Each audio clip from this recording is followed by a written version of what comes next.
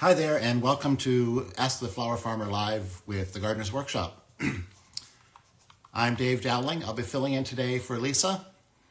She's taking the afternoon off. I'm here to answer all the questions you have about cut flowers. If you want to ask a question, at the bottom of your screen there's a little bubble with a question mark in it. Please put your questions there so that I'll be able to keep the questions all in one place.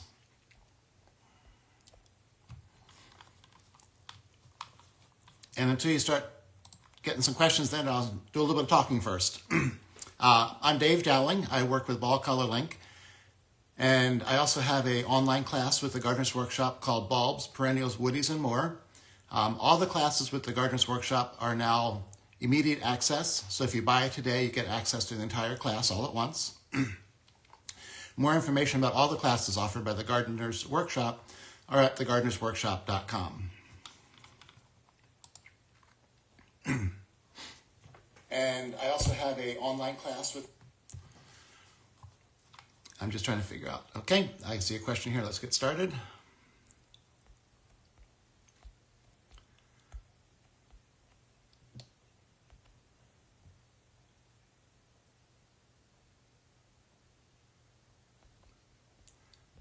Okay, the first question is from Steph Stems and Flower Farm. Are there any dahlias that can take the heat better? How do I not find out what these varieties are? As far as I know, there aren't any dahlia varieties that can take the heat better. If you're in a warm area, there's two things you can do. Water more often. Once your dahlias are up and growing, they're knee-high or taller, they need to be watered 3 or 4 times a week. They should never dry out. And when you water a lot and water deep. So many people rely on the rain. It never rains enough to water your dahlias unless you're in a hurricane. So water more often. And also if you're really, really hot, I'm talking like Texas or Oklahoma, where it's 100 degrees during the day, a shade structure would make a big difference. Growing them under 50% shade will reduce the amount of water that they transpire through their foliage and through the leaves, and they'll do much better. And the other thing is when you harvest your dahlias, you're going to take off almost all of the foliage. Don't leave any leaves on that stem. And that way when they're in a vase of water, all the water goes to the flower and not to the leaves. But again, it's just water more often.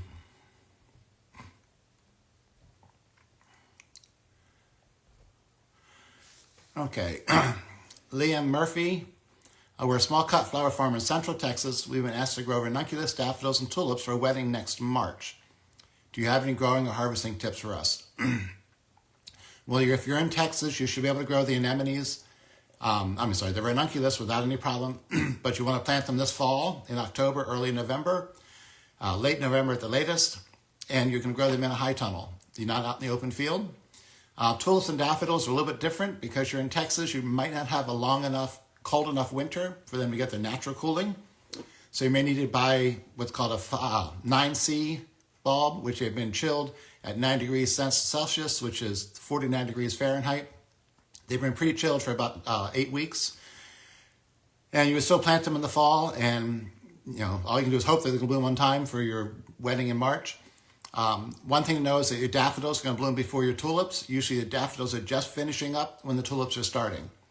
If you're really trying to time them for a specific date, you want to grow them in crates where you can regulate them and speed them up by putting in the warm tunnel or the heated greenhouse, or slow them down and put them back in the cooler to hold them once they're ready, if you're trying to get them ready for an exact date like a wedding.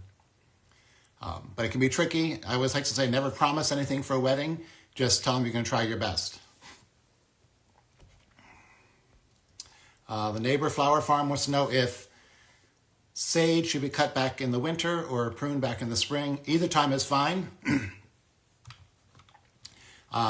Just after the first frost in the fall, you can cut them back then. And when you're saying sage, I'm assuming you're talking sage, the leaves, more the culinary sage, not salvia, as in the flowers. Cynthia Baker, she's got some snapdragons going strong still. They may overwinter in zone 7A. Should she cut them back, and will they produce flowers next year? Snapdragons sometimes do come back, although if they've been blooming all summer, they're less likely to overwinter, as opposed to planting new flowers or new plants in the fall as a cool flower that would overwinter and bloom in the spring. But definitely, yes, cut them back to about I would say about 4 inches and see what you get in the spring. But I wouldn't rely on those definitely coming back good. I would still plant new flowers if you want to make sure you have snapdragons. Steph Stems wants to know about tuberose. Do they give just one flower per season, and will they overwinter in zone 8A in Texas? First of all, yes, 8A Texas will overwinter, no problem. They normally put up more than one flower, although if you're buying new bulbs, they're usually a single individual bulb, and you will only get one flower per plant. But in future years, it's a cluster of bulbs, and that cluster will make multiple flowers. The big thing with tuberose, they like it really hot, warm soil, warm temperatures, but they also need water and fertilizer. So some northern growers don't have much luck with tuberose because the summer's not warm enough. So you need really hot weather. They're originally from Mexico, so hot, hot, hot.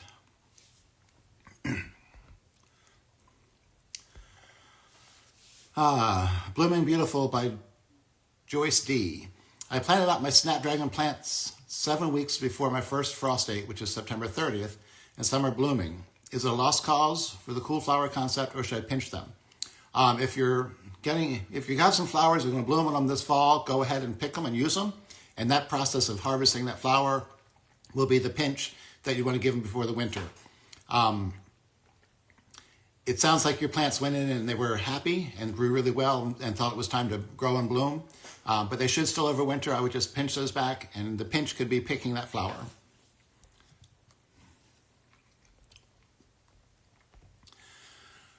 Growing a ranunculus, I want to plant them in the fall in Maryland Zone 7B. Should I pre-sprout and plant them out in the fall? Yes, Maryland Zone 7B, they should go in a high tunnel, not out in the open field.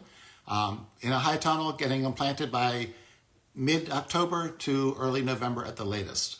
And then they'll overwinter in the tunnel. They don't need any protection other than the tunnel. The foliage can freeze, but then when they start to grow in the spring, you don't want to let any of the flower stems or the flower buds freeze. So you want to be more careful then. And also in the spring, once it's above freezing at night, you leave that tunnel open 24 hours a day. You do not want to build up any heat in that tunnel that's full of ranunculus.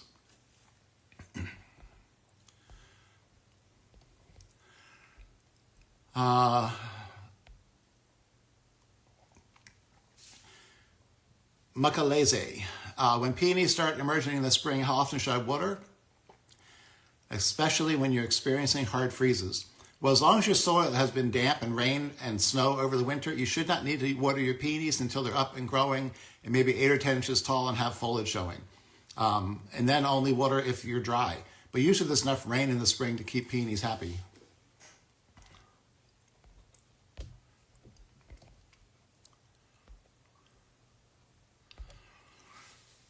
MPB flowers. What keeps my gomphrena from growing past 12 inches? Soil is warm and hot, and I pick short stems. First question is, what variety of gomphrena are you growing? There's a series called Buddy, as like you're my good buddy, B-U-D-D-Y, that only grows to 12 inches tall. For gomphrena, you want to make sure you're growing the Audrey, A-U-D-R-A-Y series, or some of the ones that like Strawberry Fields and some Strawberry something else, or the Quiz, Q-I-S series. But it should be the variety may be just a short variety that you're growing.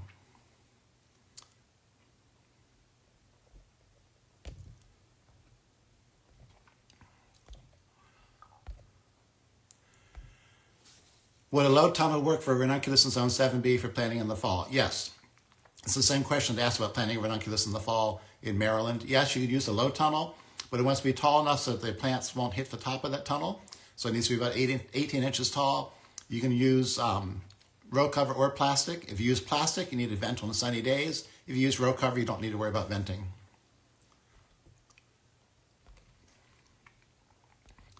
Petal pickers. Hi, Daniel. How you doing?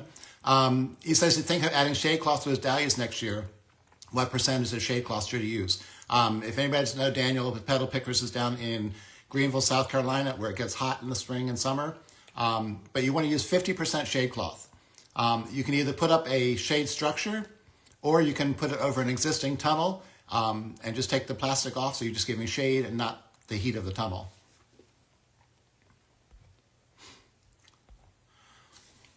Favorite amaryllis and the favorite amaryllis tip. all the amaryllis are good. It depends on what you're selling them for. If you're selling for Christmas, you want the reds and whites. If you're selling for Thanksgiving, there's more of a peachy color. There's the bicolor, there's the doubles. There's no bad amaryllis. Pick what you think a customer will want to buy. I know when I was growing amaryllis, I did about half of them were red, and the rest were the pinks, whites, and bicolor. Apple Blossom is another really good variety. And the favorite amaryllis tip, order in your bulbs, get them planted up as soon as they arrive, and don't wait till they have a 10-inch spike to sell them. You can take them to the market or take them to your store and sell them when they're just barely coming out of the pot. As long as you see a bud showing at the top of the bulb, go ahead and sell it. The sooner you sell it, the less work you put into it, and the more your profit will be. It's also fun for the customer to watch them grow. Sometimes they grow 3 or 4 inches in a week. The other amaryllis tip is to grow them in a larger pot with 3 bulbs together, which will give you a higher selling price and just a totally different look. But you still want to offer a lot of them in the single pots. But if you haven't watched or haven't gotten the Val Shermer's, I forget what it's called, Growing Amaryllis Bulbs. I forget the name of the actual course with the Gardener's Workshop. It's a short course. I think it's only about an hour and a half. It's all about growing amaryllis in pots and getting the unbelievably good prices for them because you're making an amazingly good-looking presentation with moss and all kinds of stuff. So if you haven't seen that class, go and take a look at it. It'll really help you sell amaryllis for a higher price and just set yourself apart from all the rest.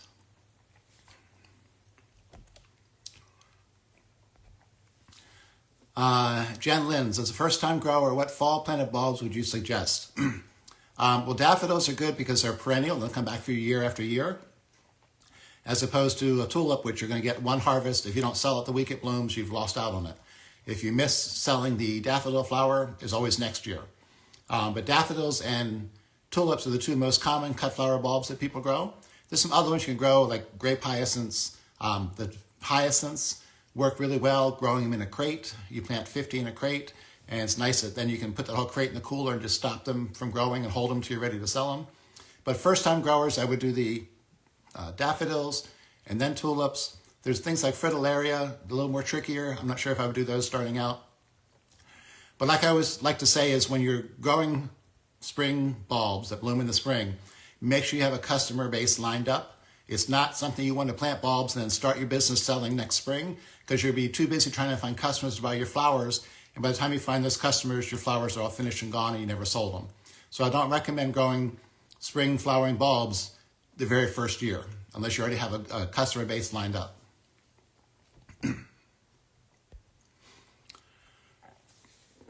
Flower Flock Farm wants to know, what temperature should the soil be for planting daffodil bulbs and how to store them before planting? You can store them anywhere in a cool area in your basement. If you have a cooler, that's fine. But make sure the boxes are opened so they have air circulation. All flower bulbs put off ethylene gas, and if they get too much in there, it can just damage the bulb. So you always want to open them up for ventilation.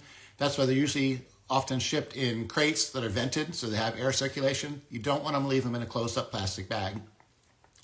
But the temperature, you want to do it after you've had your first couple of frost, and then usually the temperature is low enough. The soil is then in the 50s.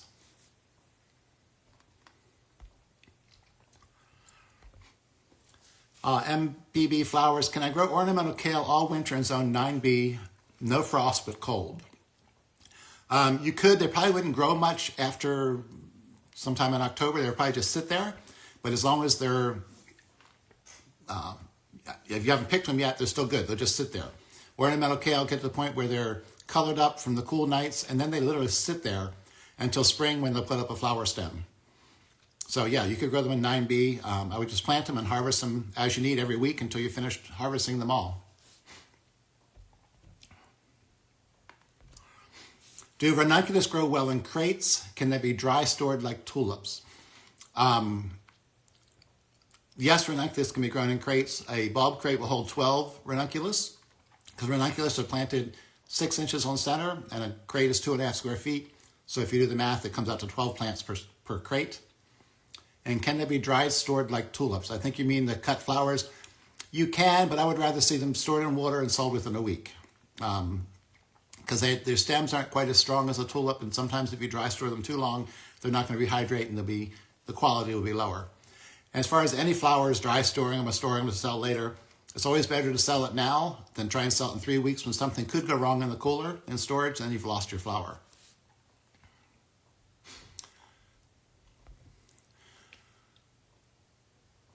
Connie is asking, what grow lights are good for the home gardener for seeding? You can use the, I think it's T11 fluorescent bulbs, but the LED lights have come down in price. They're kind of affordable now. I'm going to say I paid $35 or $40 for a 2-foot light at Home Depot a couple years ago, and it works great because it's the full spectrum of light. It doesn't give off heat.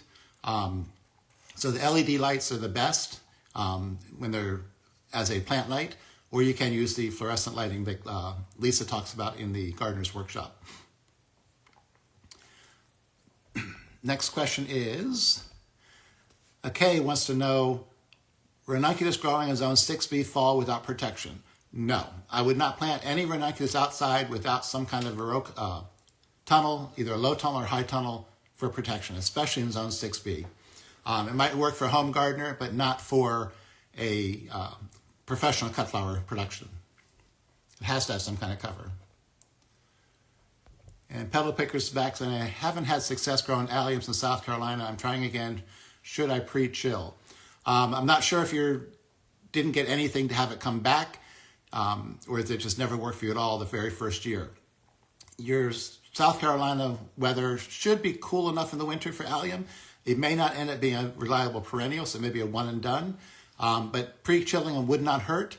I know down there your soil doesn't really get cold until sometimes in late November. So if you got the bulbs shipped to you in October, put them in the cooler for 3 or 4 weeks or a month, and then plant them out. Just make sure the box is open for ventilation.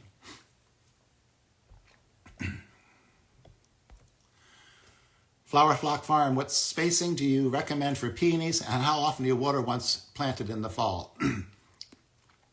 I like peonies spaced about 24 inches apart down the row. You can put 2 rows in a bed and do them zigzag, so they're alternating side to side. And how often do you water them when you plant them in the fall? Where you're going to plant them, water them like crazy the day you plant them till it's a muddy hole, and then they shouldn't need any more water until next summer. But next summer, because they're young plants, newly planted the fall before, make sure you keep them well watered. Water them at least once a week throughout the whole entire next season. Don't think that, you look at them in June, okay, the plants look good. You have to keep watering them all summer and keep the weeds out of them. But if you water them really good when you plant them, that should be good. Unless you're in an area that gets no rain over the winter or no snow, then you might go out and water them once or twice over the winter. Heaven Sent Flower Farm, Texas, Zone 8B. I have eucalyptus plugs coming mid-November. Their first frost is December 15th. Do I need to protect these plugs through the winter? I would put row cover over them, and the reason I say that is because they're young plants that normally if you had a young plant planted in the spring, it would be no problem overwintering zone 8B. But a eucalyptus plant coming out of a warm greenhouse from the plug grower, they're not going to want to get frozen. So I would definitely plan to have row cover over them or a low hoop once you get your frost.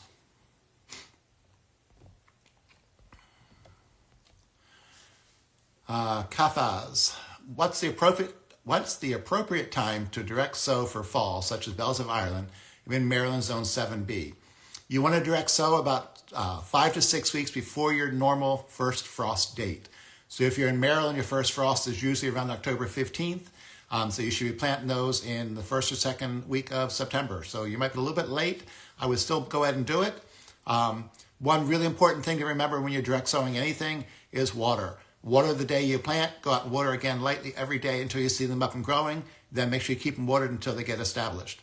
Nothing's worse. I've seen people go out and plant direct sow seeds in mid-September and never water at all and hope the rain does it. And that's just not going to give any success. You need to water your seeds when you plant them and then keep them watered until they're up and growing. And I think... Nope, here's one more. Flower Hill Farm in East Texas. Zone 8B, East Texas, about Supercrest Celestial wires. Some years they have huge heads, some years they are branching and seed out early. It's all dependent on the weather. If you've got a drought, that plant is going to say, I'm going to die, I need to make seeds pretty quick, so they go to seed early. If you keep them well watered, they're going to get bigger heads and bigger plants and not produce seed until later. It's all about the weather. If you're relying on the rain for irrigation, you need to put out some drip tape and make sure you water them on a regular basis so they're never dry, never wilty, and they should get bigger, taller, bigger flower heads, not go to seed until later. I always like to say plants and seeds are way smarter than we give them credit for. You know, a seed knows I'm not going to sprout till the temperature's right, till the moisture's right, and then I'm going to grow. Plants are the same way. If they're stressed, they're going to say, I need to make some seeds or my genetics are going to disappear from the earth. So they start making seeds early if they're stressed from drought, heat, transplant too late, root bound in the plug tray, especially celotias. You get them root bound in the plug tray, they're going to bloom at 4 inches tall and try to make seeds because they know they're going to die early and they're trying to make seeds to keep their genetics going. But I would definitely water your celotia more.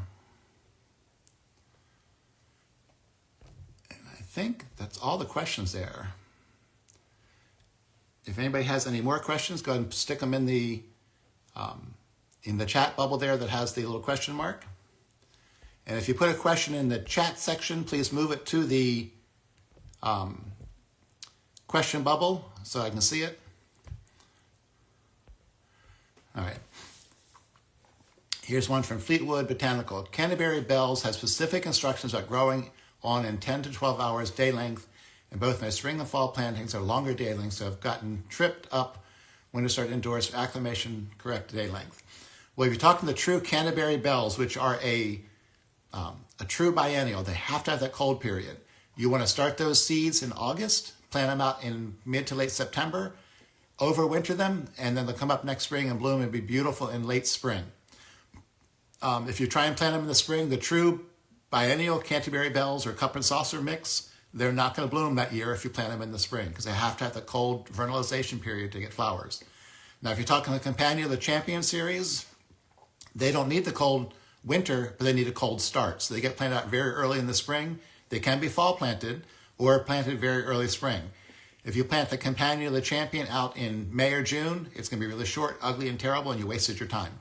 It needs to be planted out at your last frost date or 3 or 4 weeks earlier, and it's always going to tunnel to protect it from rain.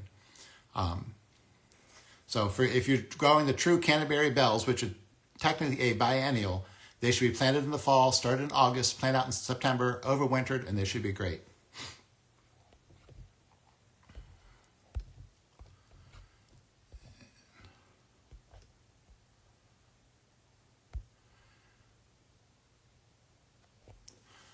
Okay, as a home gardener with just a few eucalyptus plants, where is the ideal placement for them in North Georgia, Zone 8A? Is it full sun on the west side of the garden okay? Any tips for overwintering them? Yes, eucalyptus likes full sun, so put it on your west side of the garden, anywhere that gets full sun for most of the day.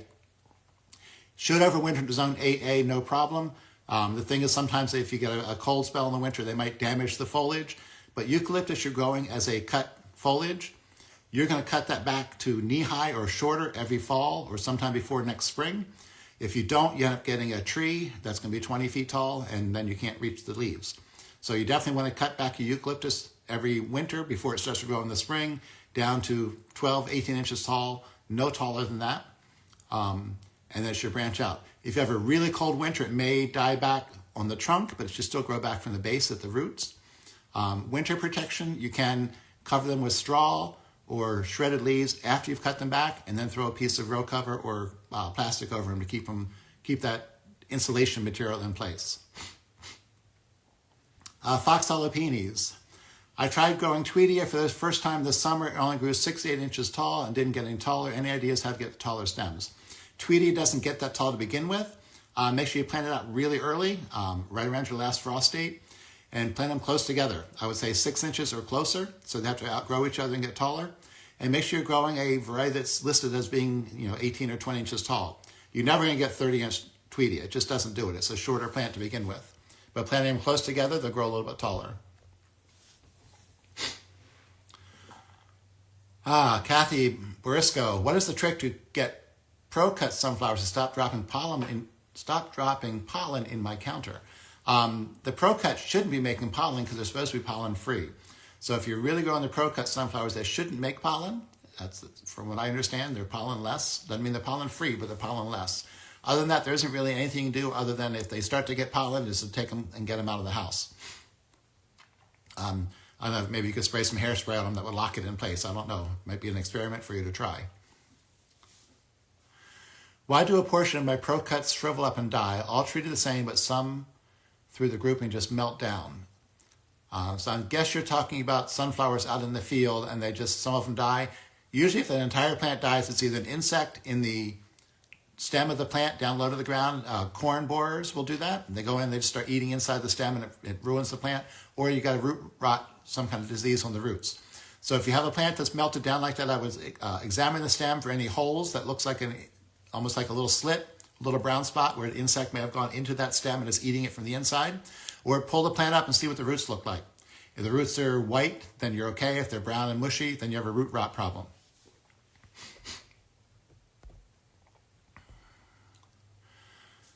On seed packets, they say how many days until flowering. How do you use that info when you're overwintering flowers? You don't.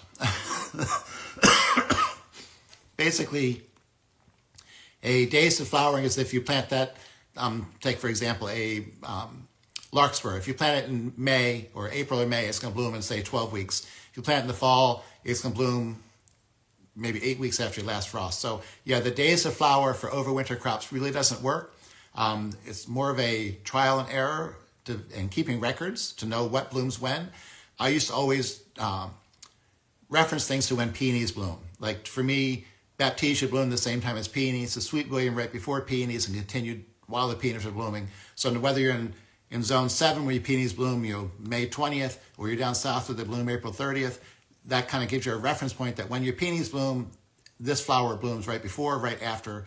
So just keep track of when your flowers bloom the first year for you and use that as a reference in the future. But you're right, the days of flower on the seed packet or in a catalog does not count when you're planting them in the fall.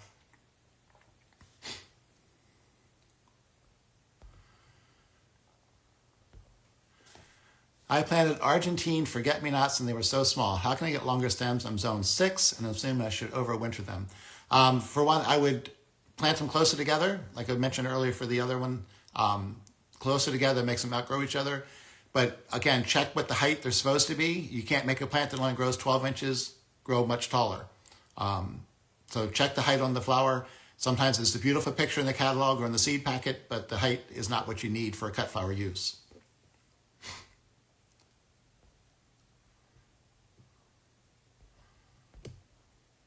Okay.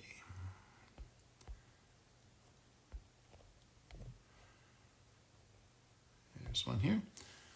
Can lemon basil infect the soil with soil-borne pathogens? We have a huge problem last year. I'm wondering if the basil in the past years, we did get 61 inches of rain this spring. Well, I'm sorry you got 61 inches of rain. That's a lot of rain. I don't know of anything, lemon basil, that would infect the soil with any pathogen. Not that I know of. I'm not sure what you're saying, what the problem was. Was the problem with the basil or something I should plant the following year? But the basil would have it's the same question that the same person was talking about the Supercrest celosia. That shouldn't have had any effect on the celosia, that's for sure. To prep a new peony bed for cut flower production, how wide of a bed should I make? I like to keep beds 30 inches wide, but then when you plant the plants in that, you put a double row. So not a double row, but 2 rows within that bed, come in a foot on each side. So that makes sure there's a foot between each row of peonies. So 2 rows of peonies, alternating zigzag, planted about 24 inches apart down the row.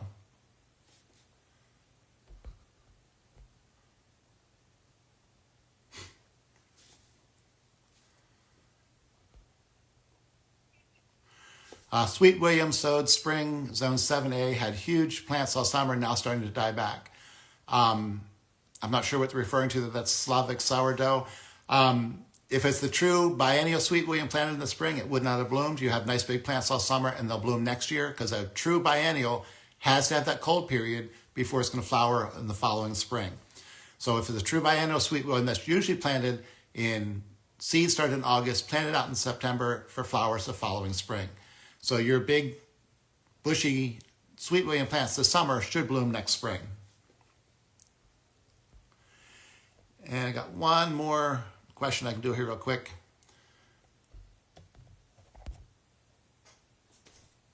In early spring, how does direct sowing work in terms of bells of Ireland in Maryland Zone 7B? It was the best at that time to start seed indoors. Bells of Ireland, you should still direct sow. It doesn't like to transplant. It has a tap root. You can buy plugs of it, but it's best to direct sow. If you're growing it, bells of Ireland is always better in a high tunnel to protect it from the rain. If you're growing it outdoors, you can still do it, but you want to plant it, direct sow it a couple weeks before your last spring frost date. I think Lisa was mentioning the other day, if you want to have beds ready for early spring planting, you want to get those beds ready this fall. Don't wait till next spring to go out and try and work the beds and get them ready to direct sow. Get them ready this fall, so it's really easy to go out and direct sow when the weather's good, and direct sow it in the spring a few weeks before your last spring frost. And that's it. We are out of time. Again, thanks everybody for joining. Lots more information is on thegardenersworkshop.com. And I don't know what I pushed, but my background is showing hearts. I don't know how I did that. Until the next time, I'll see you all later. Bye-bye.